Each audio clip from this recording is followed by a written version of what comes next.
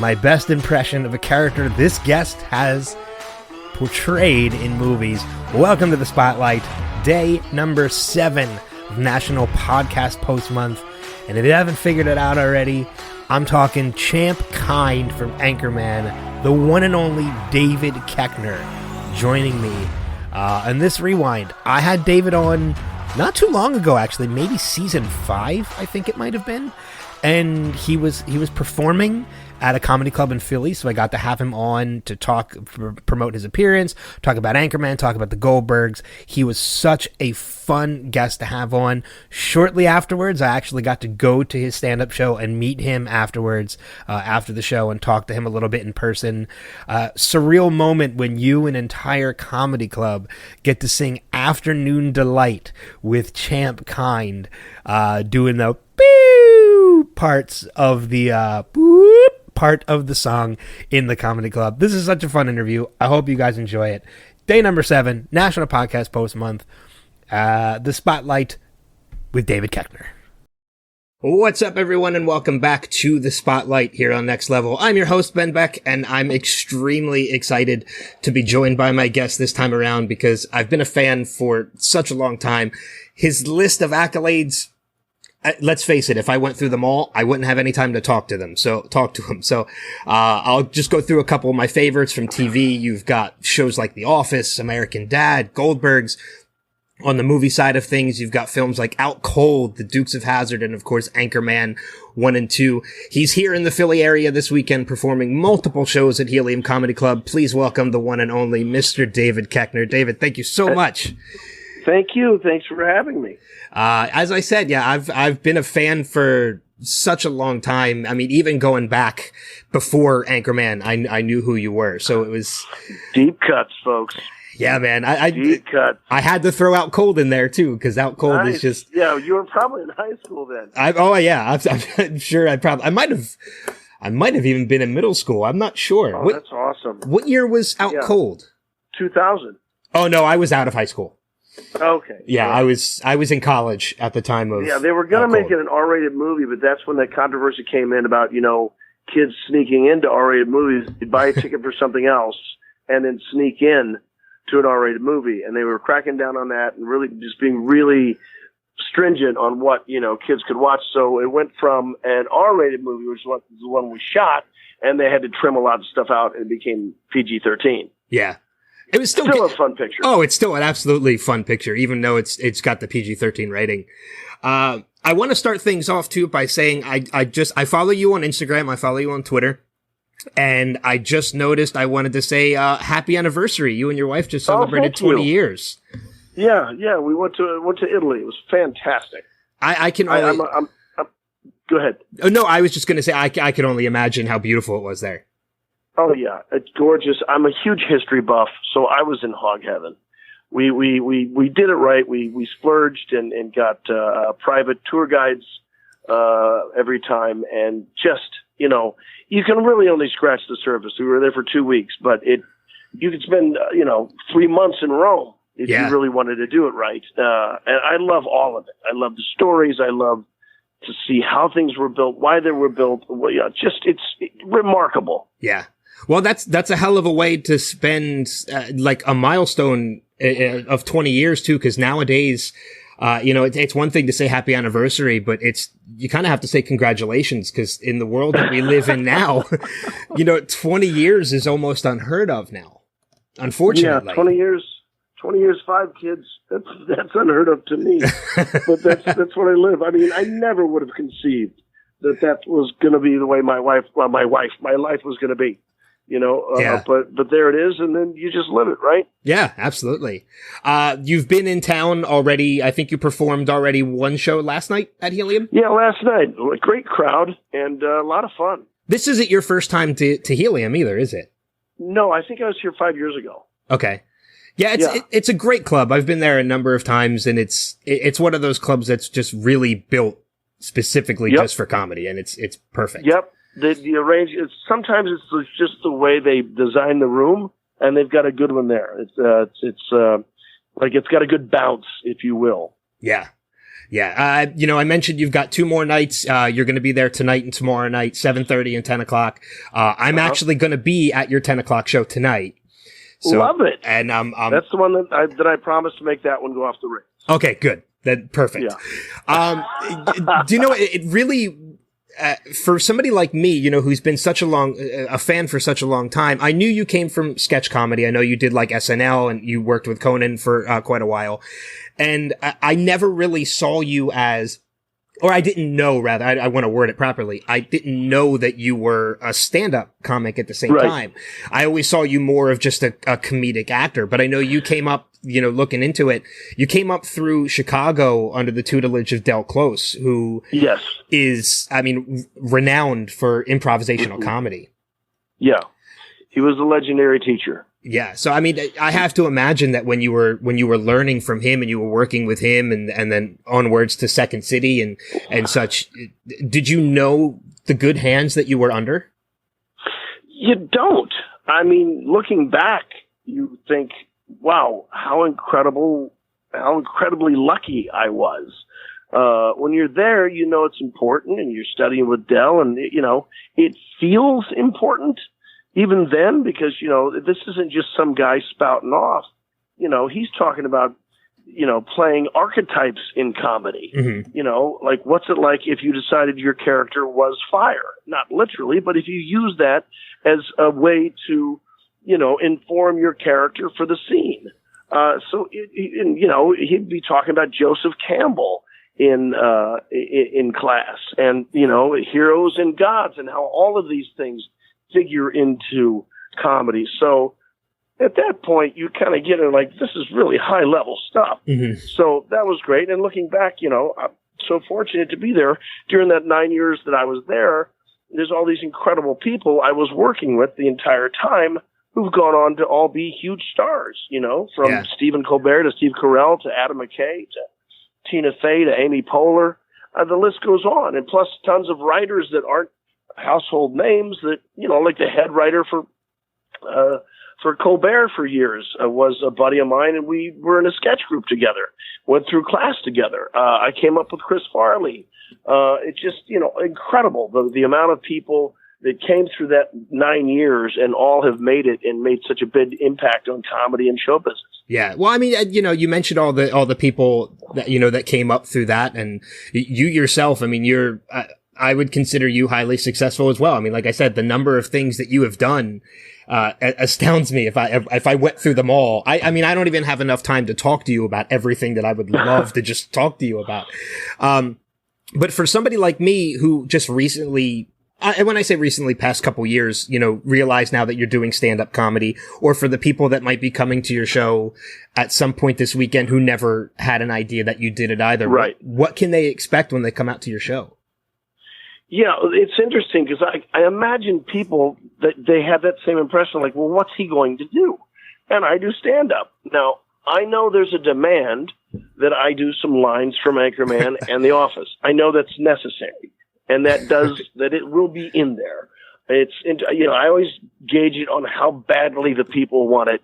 There's always some drunk guy that yells whammy right away. Yeah. So you're going to get it. So, and that's fun for me because it's, I know that's what got them there, but I do stand up, and mine is, I'd say, more story based in that I talk about my family. Like that, I've got a wife and 5 kids. So that certainly informs my current life. And so that's what I draw from a lot, but it's usually universal stuff. Like if I'll bring up the recorder, every parent in that audience goes, oh my God, yes, the recorder, that year of punishment that the child practiced the recorder at home. You're just like, oh, please let that thing over. But, so it's, and a lot of it's stuff that even if you're younger, it's stuff that you went through as well. So, that's what my show is. I used to call it, it's a carnival on a 40-foot flatbed trailer, and I'm in the middle of it with a megaphone, like a carnival barker, screaming as the tent is on fire going down the road at 80 miles an hour. That's how I like to describe my show. You're making me even more excited to come and see your show now tonight, sir. Oh, well, good. You know, you bring up Anchorman, and I don't think it would be impossible for me to talk to you and not bring it up in one way, shape, or form. Yeah, and I've seen a number of people call Anchorman your breakout role. I've seen it numerous times, those two words put together, you know, breakout and Anchorman. But when you look back at your own career yourself, if you take a step back, would you consider that your breakout role, or is there anything else that kind of stands out? Maybe your time, you know, getting a role with SNL or well, that SNL else. was it. I mean, you get on the radar after that. Yeah. You know, I was only on 1 year. I had a great season. I was shocked that they didn't pick me up. It was political, actually. West Coast got involved, and I had called some guy a hack who was a little bit higher up, and I know that he was instrumental in trying to get me off the show. I don't do politics very well. As a friend of mine once told me, you don't suffer fools gladly, and I don't. And you have to in show business a little bit, right? You gotta eat shit sometimes. Yeah. But I don't. And so it was fine because the next year I met my wife. That's the way things were supposed to be. And then I went to LA, and I've never stopped working. Yeah. You know, there's never been a downtime for me. It's always been great. Like you said, I've got 175 credits, but there's more than that. I think probably I'm actually at 180. They don't credit you until the movie comes out or something like that. Now I'm in a weird obsessive place where I want to get to over 200. You know, it's kind of like a numbers game. So sometimes I'll just take a small role in an independent movie, just kind of like, okay, I'll work 2 days. I don't need to be the lead, but it's fun to pop up. And like, well, there's that guy again. So I enjoy it. Yeah, I mean, and you know that 1 year that you did on SNL, I haven't as much as I used to, but I mean, coming up, I'm a huge fan of sketch comedy and stand-up comedy. I've had people on my show, like, I've had a lot of the guys from like Whose Line Is It Anyway, who were big in improv. I've talked to a bunch of those guys. But I mean, even the year that you were on, you worked with aside people like Will Ferrell, Daryl Hammond, Tim Meadows, David Spade. You worked with a phenomenal cast, even that 1 year that you were on. Yeah, so, I mean, you know, some of those guys I'd known before, obviously, Tim Meadows from Chicago and Nancy Walls from Chicago. But yeah, you know, Mark McKinney was on the show then, Spade, Norm Macdonald. So yeah, it was a fantastic crew of people. Yeah. Yeah. So many movies, so many films, you know, and television shows and stuff like that. You mentioned, you know, there's always that drunk guy that wants to hear you say whammy a lot and such. But being the cinephile that I am, a huge cinephile, good, bad, I'll watch pretty much anything. I'll give anything a shot. No, I don't mean that in a bad way. There's, you know, I'm sure you get the whammy a lot. You get the Todd Packer lines a lot. And I'm a huge fan of The Office as well. But when it comes to your list of things, the one movie that I absolutely adore that you were in that I still, if I were to meet you and hopefully maybe tonight I'll get that opportunity. The one line I would give to you in hopes you would respond is new guy didn't. And in hope that you would say new guy did, because I was a huge fan of Get Smart. Nice. I mean, I know it wasn't a large role, you know, that you had, but you working alongside Terry Crews as Larrabee was great. in Agent 91. You know, I grew up watching the original show with Don Adams and was very skeptical of an idea of a movie, but was sold from the moment I saw the teaser trailer with Carell trying to get out of the phone booth. And Carell's always great in everything he does. He's magic. He's marvelous. Yeah. He's amazing. Me and Terry Crews working together, that was awesome. I was surprised that they didn't put something else together for us after that, because I thought we had great chemistry, a true affection for one another as friends, folks. So yeah, I love Terry and look forward to doing something with him again. But then, you know, got to play with The Rock. I mean, that was a lot of fun. And it's funny that you bring that up too, that you were surprised they didn't do anything with the two of you, because Bruce and Lloyd, you know, Masioka and Nate Torrance got a spin-off film, even if it was direct to DVD, but I would have loved to have seen a Larrabee and Agent 91 spin-off. I know, that would have been better. They'd asked me to do that, and I said, probably not. And then they called me and said, so your call time for tomorrow? I'm like, wait a minute. I said no. just because I felt like I don't need to be in this straight to DVD thing when these other two guys are going to be the lead. There's one thing, I'll play support to a lot of people, but it's like, come on. Yeah. I think something else may have been funnier, like you said, 99 and Larrabee. So I thought that sometimes I do turn things down. Well, if you look at my resume, you're like, God, this guy will do anything. Piranha 3 Double D is on there. Larry the Cable Guy movie is on there. Oh yeah, I forgot about that one. Part of that is I have 5 kids, and that's the reality. You've got to make a living. Yeah. Piranha 3 Double D paid a lot of money. I have to send 5 kids to college. So that's the economic reality. Yeah, you do what you got to do. There's a perception, people think you do one movie, you're a millionaire, right? But the thing is, even if you had $1 million, it doesn't go that far. First of all, you only get half of it after commissions and taxes. And then LA is an incredibly expensive place to live. You're paying, $1 million for a house that anywhere else is $300,000. Yeah. And then there's all the upkeep. I can only imagine. Yeah, I can all the kids to school. I can only imagine because I've been to LA, but and I understand like people like you who live there because it's more convenient. You're closer to to work. It's easier to get the work that you want. But for somebody like me who isn't in that industry, it's great to visit, but I would never want to live. Like it's too much. I love LA though. It's got everything you want. The weather's perfect every day. And everything you like to do is there. Do you like to hike? Well, there's a hill, 5 minutes away that's got a wonderful walking trail. Do you like the ocean? 15 minutes. Do you like the beach? Right by the ocean. Yeah. Do you like to ski? It's an hour away. It's everything. Do you like the desert? High desert, low desert? Which one do you want? Pick it. It's all there. Yeah. So it's kind of a perfect area. But it's like you said, it's just really expensive. It's really expensive. Yeah. It's gotten crazy. Just the prices. Because, we got the 5 kids, so we're looking for a bigger house. But, my God, just to pay the property tax on these houses a year is some people's salary. Yeah. So that's, and that's going to be every year for the rest of your life. So you've got to be prepared to pay that much. And that's just for your property tax. So, those are really big issues to take into consideration. And it's because of those issues that you'll have those moments where you'll pop up in a movie and everybody will be like, wow, he did that? Why did he do that? Exactly. At most of your career, you've been primarily known, obviously, for the comedic roles at this point, but you've mentioned other people that you've worked with, like Farrell and Steve Carell and such, who have kind of crossed that line into the dramatic. And I know you've kind of done a little bit. I know you did Cheap Thrills, which was more of a dark comedy, and you did a couple episodes of Twin Peaks. But would you ever, do you have any interest in crossing that line and doing something more leading man dramatic over the comedy? Oh, of course. If that opportunity presents itself, I'll absolutely do it. Yeah, because I think it would be interesting. Yeah. And why not? You got to stretch. Yeah. Cheap Thrills was much different than anything I'd ever done before. Unlike that, Twin Peaks, come on. Yeah.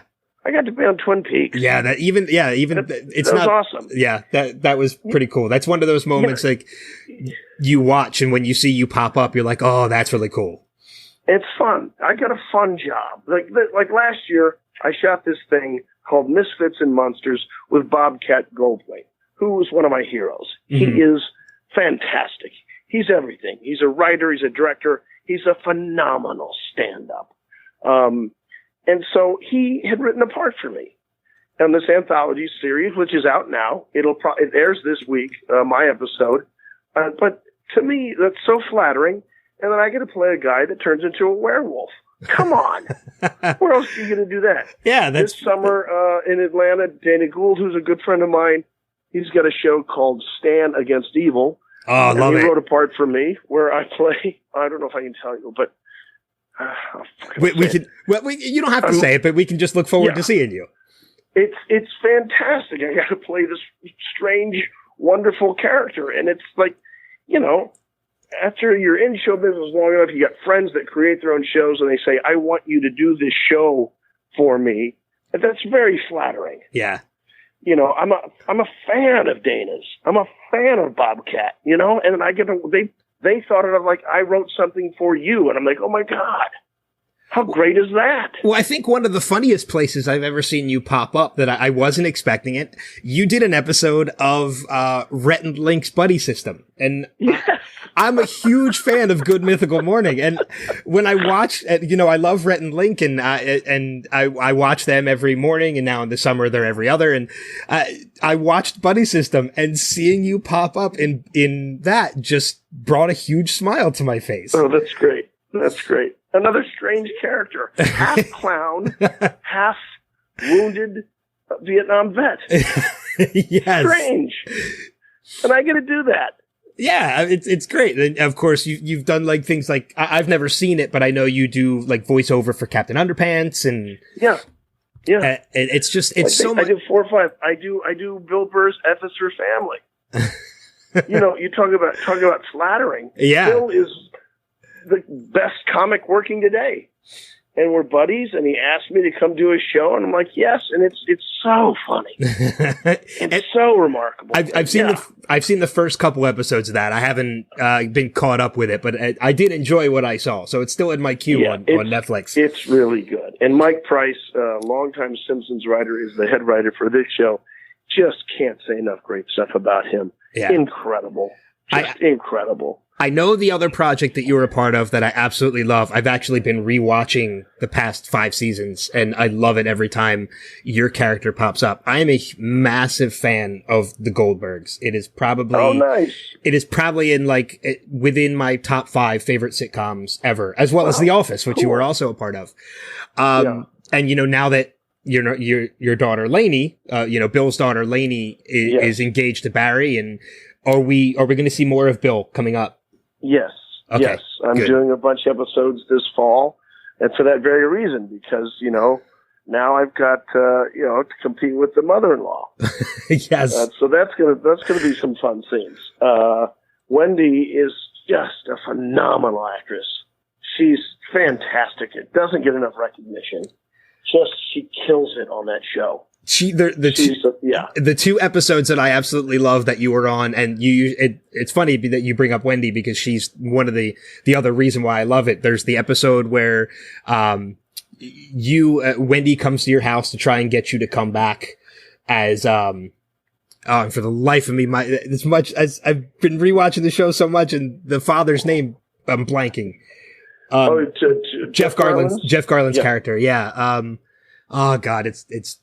There's the episode where you two build a friendship, and you try to open up to him, and it kind of ends the friendship, and Wendy comes back to bring you back. But also the Thanksgiving episode that you did in season 4. Yes. When you try to deep fry the turkey. Right. She and I are competing. Yeah. Yes, that was awesome. The competing Thanksgiving. So I'm glad that you're going to be back on the show, because I love when you pop up, and I love that show. So, yeah, I do too. And people, they have a great passion for that show, and so it's fun to play with that, and again, play with great actors. Yeah, I know that the actress that plays Lainey, AJ, is it Michaela? Yeah, Michaela. She's going to be in the spinoff. Are they going to bring you over for that as well? They're kind of deciding what to do. A little bit of both.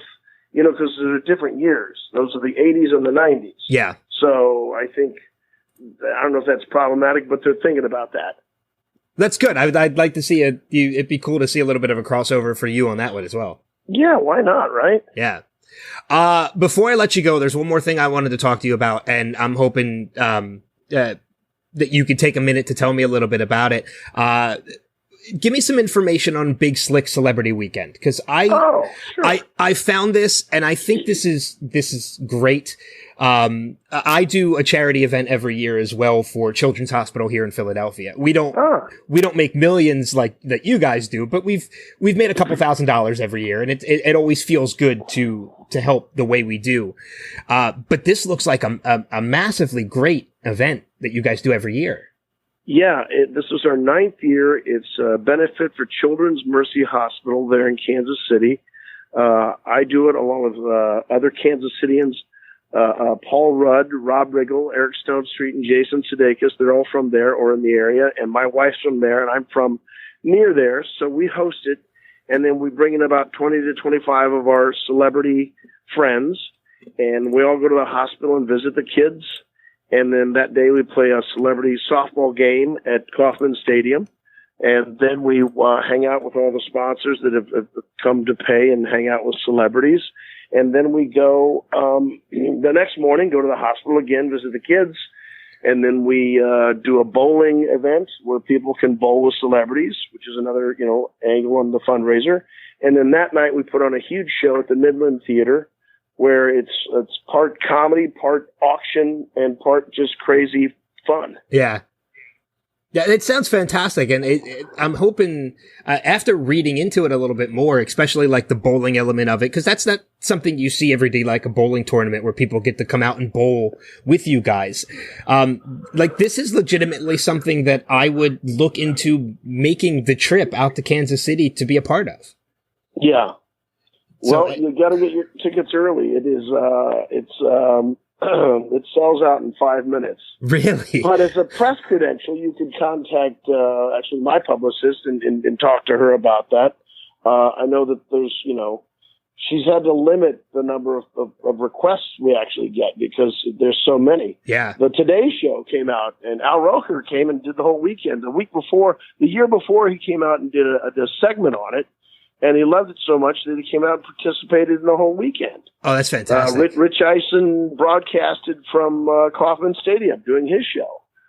So yeah, it was a big weekend this year. It was a lot of fun. I will for sure look into possibly. I'll have to reach out to your publicist to see if maybe I can get on that exclusive list to come out, because there you go. It sounds like it would be phenomenal.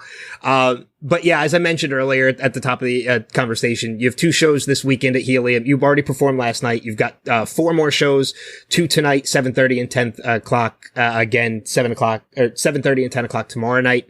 But on top of that, we have a national reach for this show. So if anybody's here not on the East Coast, unable to see you, I know you're going to be performing at Cobb's Comedy Club in San Francisco next weekend. Yep. July 27th through the 29th. You're going to be at the Orlando Improv August 17th through the 19th.